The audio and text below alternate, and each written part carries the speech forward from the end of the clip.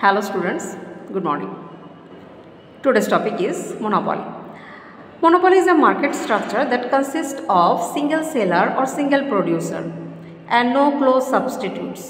অর্থাৎ এই প্রোডাক্টের বা মনোপলি প্রোডাক্টের কোনো সাবস্টিটিউট থাকবে না। যেরকম সাবস্টিটিউট প্রোডাক্ট বলতে আমরা টি অ্যান্ড কফি বুঝে থাকি, হয় টি চুজ করি নয়তো কফি চুজ করি, কিন্তু মনোপলি প্রোডাক্টের ক্ষেত্রে কোনো সাবস্টিটিউট থাকে না।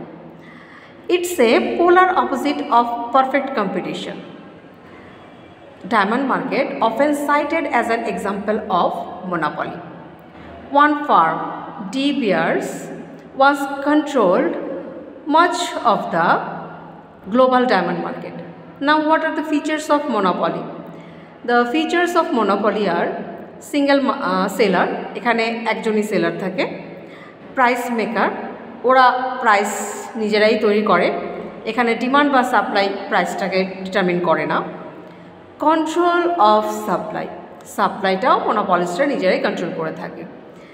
ল্যাক অফ কম্পিটিশন, যেহেতু কোনো ক্লোজ সাবস্টিটিউট নেই সেখানে কম্পিটিশানটাও কম। ব্যারিয়ার্স টু এন্ট্রি, যেহেতু মনোপলিস্ট বিভিন্ন রকম রেস্ট্রিকশন আছে, তো পারফেক্ট কম্পিটিশানের মতো এখানে এন্ট্রি এবং এক্সিস্ট কিন্তু ফ্রি নয়। Thank you.